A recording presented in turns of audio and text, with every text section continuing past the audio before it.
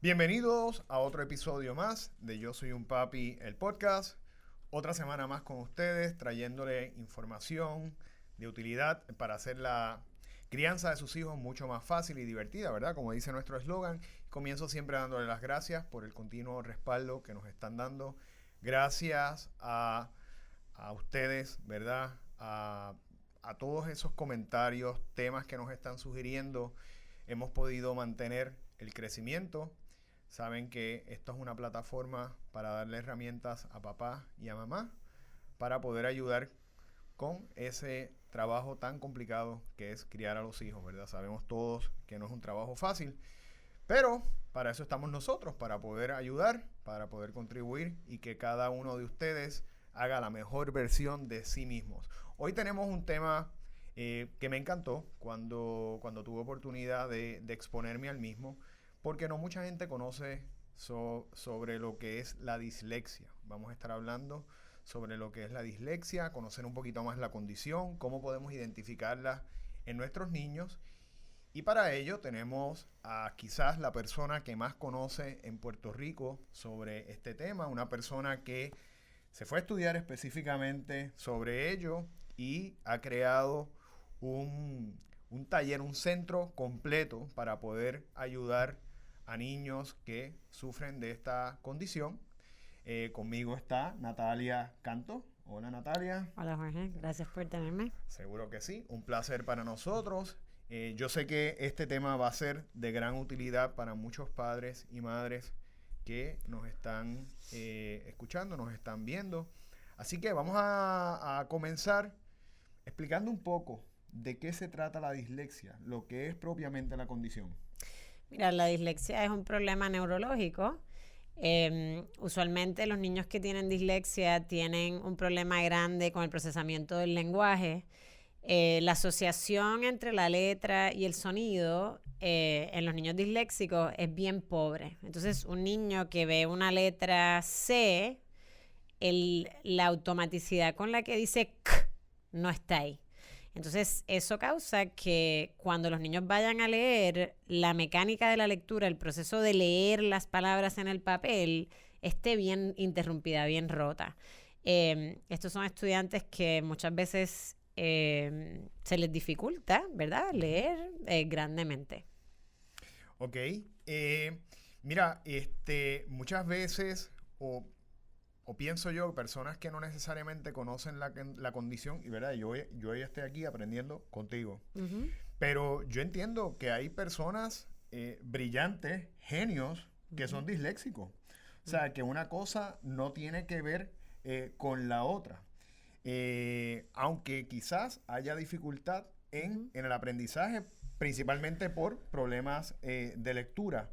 ¿Qué relación específicamente tiene esa parte, verdad, del cerebro? ¿Cómo nosotros desarrollamos el pensamiento? ¿Cómo nosotros expresamos, verdad, todo lo que comunicamos? Y propiamente la dislexia. Uh-huh. Mira, sí se sabe que, bueno, para empezar, para tener un diagnóstico de dislexia, tú sí tienes que tener una inteligencia a nivel promedio o superior. Uh-huh. Por tanto, pues muchas personas sumamente exitosas, entre ellas Steven Spielberg, sí, Richard Branson. Estuve leyendo, o sea, personas que tú dices, wow, pero esas personas son brillantes y sin embargo tuvieron, ¿verdad?, esa situación. Quizás la pudieron sobrellevar. Entiendo que, si no me equivoco, Tom Cruise. Tom Cruise también, correcto. Whoopi Goldberg, mucha gente. Muchas personas. Mira, lo que se sabe que son niños bien inteligentes, ¿verdad?, estudiantes bien inteligentes, que sí tienen un problema específico en el área de leer y escribir. Lo que también se sabe es que gracias a que estos niños son tan inteligentes, pues desarrollan unas competencias en términos de pensamiento crítico, de resolver problemas, pues que los ayudan también a compensar ¿verdad?, sobre sus deficiencias. La dislexia, la realidad es que la dislexia no se cura. La dislexia, cuando hacemos intervención a temprana edad, los niños aprenden estrategias y van, ¿verdad?, pues corrigiendo ciertos errores y aprendiendo ciertas estrategias que facilitan la lectura. Pero ciertamente las personas que son disléxicas para toda su vida. Son personas que en su adultez leen sumamente lento, todavía siguen escribiendo con unas faltas ortográficas bastante significativas, pues, pero a la misma vez aprenden a compensar porque son personas altamente inteligentes que logran la comprensión de lectura. Claro. Mira, me gustaría un poco, ¿cuáles son las señales? Como, por ejemplo, un papá o una mamá que puede sospechar, ¿verdad?, que su niño está sufriendo, que se le está haciendo difícil la lectura. ¿Cuáles son las señales más comunes, típicas, que podemos identificar en un niño para saber, ¿verdad?, que puede estar padeciendo la condición? Mira, ciertamente las señales de que los niños tienen dislexia aparecen a bien temprana edad. Un niño en preescolar que no se puede aprender la secuencia del alfabeto es un niño que probablemente tenga retos en el aprendizaje de la lectoescritura. Un niño que no oye la sonoridad del lenguaje. Un niño que le cuesta mucho rimar, que no entiende que pato, gato, sato terminan en ato y todos riman. Que si tú le dices canción, pasión, no te puede generar palabras que riman.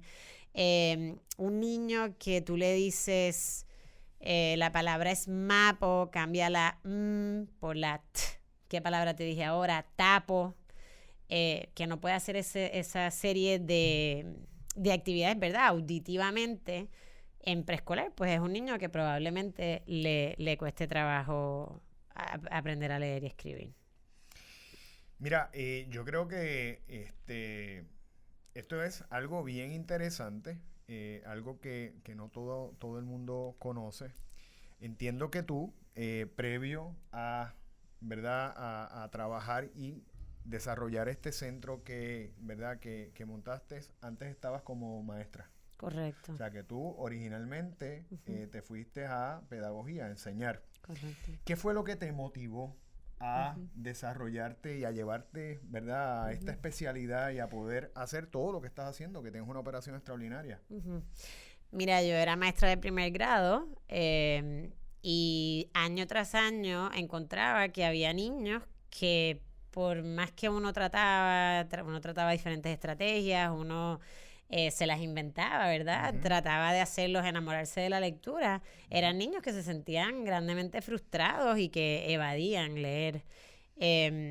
Yo trataba, pues, leer en grupos pequeños, trataba de simplificar las lecturas de una manera, pues, que les daba mucho conocimiento previo, les presentaba el libro, les enseñaba las palabras de vocabulario antes de que enfrentaran el texto. Y con todo eso eran niños que tú veías que fracasaban en la actividad de leer.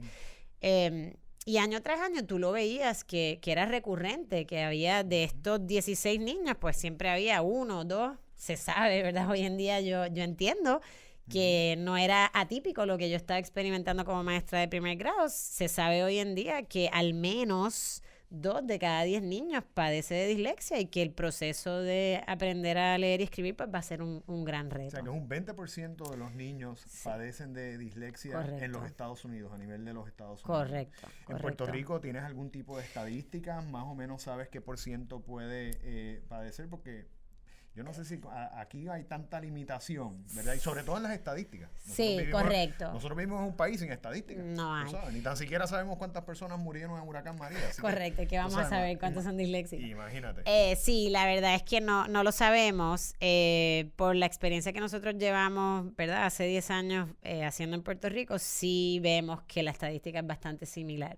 Definitivamente. O sea, hay una población un significativa. Es significativo Sí de la población. Ven acá, para especializarte en este tema, ¿cómo lo hiciste? ¿Cuántos años te tomó? ¿Dónde fuiste?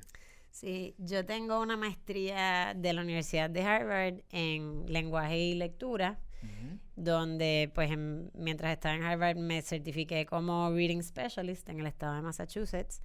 Y luego cuando volví a Puerto Rico, pues que seguía habiendo una necesidad apremiante y que queríamos pues ayudar en Puerto Rico a que hubiera mucha gente con una especialidad en cómo tratar a estos estudiantes, porque definitivamente estos niños necesitan un acercamiento bien específico al aprendizaje de la lectura y la escritura. Ahí fue que empezó Multisensory. Yo hoy en día soy teacher trainer, ¿verdad? Yo entreno a maestras en la metodología Orton Gillingham. Y la metodología de Orton Gilliam es una metodología que se creó en los años 60 en los Estados Unidos por un neurólogo y una lingüista, específicamente para atender los problemas de aprendizaje de los niños disléxicos. Wow. Y eso fue pues otros 2 años de trabajo. Eso es fascinante, ¿verdad? Que se haya podido desarrollar un sistema, ¿verdad? Porque por lo que tengo entendido, ¿verdad? Y tú me lo aclararás, básicamente eso es un entrenamiento al cerebro para poder cambiar la forma en la que tú lees. Correcto. Bueno, no es cambiar la forma en la que tú lees, pero sí se sabe que los niños que tienen dislexia, ¿verdad? El circuito que una persona que no tiene dislexia utiliza en el cerebro para lograr leer, ¿verdad? Leer no es una cosa natural al individuo, como hablar. En hablar, pues, está el espacio de Broca en tu cerebro, que pues tú naces con las competencias necesarias para poder desarrollar el lenguaje. Correcto. La lectura no, tu cerebro no está, ¿verdad? Wired para tú poder leer. Entonces, este circuito en los niños que tienen dislexia, pues se ve que está afectado. Los niños que tienen dislexia, hoy en día con toda esta tecnología de fMRI, tú ves que ellos activan unas partes que son bien ineficientes para poder leer, haciendo que ese proceso pues se ejecute de una manera pobre. Okay. Entonces, cuando nosotros atendemos a estos niños de una manera bien sistemática y explícita, cuando les damos la intervención de lectura, se ve que ese circuito se va afianzando y se empieza a aprender el lado del cerebro adecuado para llevar a cabo la tarea de una manera más eficiente. Y el niño propiamente, ¿qué es lo que tiene que hacer en términos del ejercicio que tiene que hacer cuando lee? Sí, mira, el ejercicio que nosotros hacemos en la intervención de lectura es un poquito como una práctica bien explícita y directa y multisensorial. Entonces nosotros presentamos las cosas de manera aislada, de una manera bien repetitiva. Los niños lo ven, lo tocan, lo dicen, lo escuchan. Entonces al activar todos esos sentidos, pues hacemos que eso se afiance de una manera, ¿verdad?, mucho más sólido. Además les enseñamos muchas reglas, o sea, muchas veces los niños aprenden las cosas por analogía y cuando tú eres disléxico tú no ves los patrones en el lenguaje, entonces nosotros les enseñamos los patrones del lenguaje de una manera bien explícita para que ellos pues puedan aplicar todas estas reglas mientras van leyendo. Ok. En el centro, ¿tienes niños desde qué edades hasta qué edades? Nosotros empezamos con los niños en kindergarten. Tenemos estudiantes tan grandes como un 10º grado. Obviamente las necesidades de estos niños van evolucionando. Al principio, cuando son pequeñitos, pues están enfrentando retos, aprendiéndose las letras y sus sonidos y uniendo esos sonidos para comenzar a ser lectores emergentes.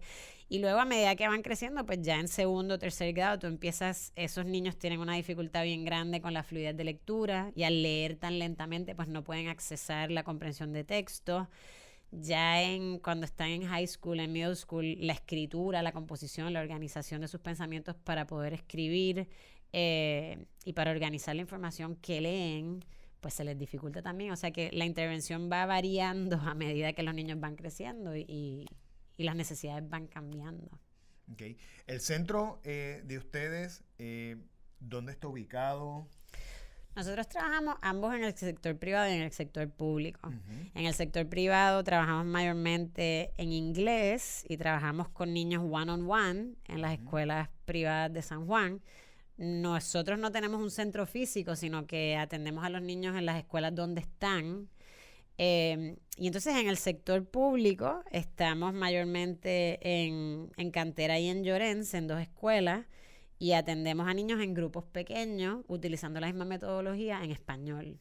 Bueno, mira, yo tuve oportunidad precisamente hoy, esta mañana, de ir y visitar, entiendo que fue la escuela de Cantera. Correcto. En la escuela, y a mí me parece maravilloso la labor que ustedes hacen allí. ¿Sabes? Con niños de verdad que son de escasos recursos, niñitos que tienen las necesidades y que si no fuera quizás por la iniciativa de ustedes no tendrían forma de mejorar. Y sin embargo, visité el salón que ustedes tienen, ¿verdad? Que fuimos allí a leerle un poquito a los niños, a compartir con los niños. Y la realidad es que tienen un salón habilitado con muchos elementos de estímulos, muchos libros, ¿verdad? Un equipo Ustedes tienen allí como 4 personas. 4 personas. 4 personas, o sea, y tienen aquello espectacular. De verdad que te felicito porque es tremenda labor. Y al fin y al cabo, tú sabes, lo que queremos es que nuestros niños puedan mejorar en todas las áreas que sean mejorables para eventualmente desarrollar personas de bien, hombres de provecho, personas que, tú sabes, que puedan tener aspiraciones de llegar a ser personas profesionales, personas de bien, productivas para la sociedad, que al fin y al cabo es lo que busca, lo que yo creo que todos aspiramos, todos queremos, ¿verdad? Y sobre todo, ¿verdad? En términos personales, esta plataforma, ¿verdad? Que ese es el enfoque que tiene a futuro, cómo nosotros podemos hacer de nuestros hijos personas de bien y personas productivas para el país ¿verdad? Y para nuestra sociedad. Personas, Natalia, que tengan dudas, que tengan, ¿verdad?, ciertas sospechas de que sus niños pueden sufrir de esta condición, ¿dónde se pueden comunicar?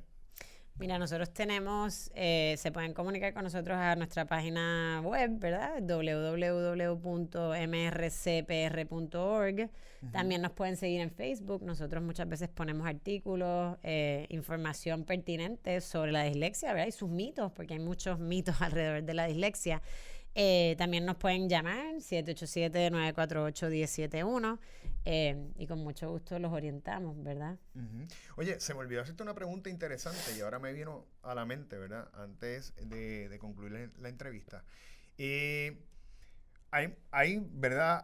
Hay muchas condiciones que son genéticas. ¿La dislexia tiene un componente genético o no? Sí, lo tiene. Se sabe que 50%, hay un 50% de probabilidad que si tu papá o tu mamá tienen... Es un porciento bien alto. Wow. Si tu mamá o tu papá tienen dislexia, tú lo vas a tener. Bueno, y nosotros tenemos un cuento maravilloso de una familia de 4 hijos, que el papá es disléxico, y yo empecé a trabajar con el niño mayor, y después con el segundo hermano, y después con el tercer hermano, y cuando la hermana chiquita estaba en preescolar, la mamá fue como que, ya, empieza a trabajar con ella, ya, no quiero ni saber si lo tiene o no lo tiene, pero, o sea, porque las probabilidades son bien altas. Sí, son bien altas, bien interesantes. Altas. O sea, eso es algo que tenía yo por preguntarte y se me iba a pasar, pero ya lo saben, o sea, si usted, pues, usted es una persona disléxica, que lo sabe, ¿verdad?, con conocimiento, y ve que su niño está, ¿verdad?, sufriendo quizás o se le está haciendo difícil, pues mire, quizás hay una gran probabilidad de que pueda tener la condición y entonces pues hay que atenderla, ¿verdad? Me imagino que al igual que todas las condiciones, mientras más temprano las podamos trabajarlas, más fácil es a largo plazo. Absoluto. Nosotros en el proyecto que estamos haciendo en las escuelas públicas, eso es lo que estamos intentando hacer, coger a los niños desde kindergarten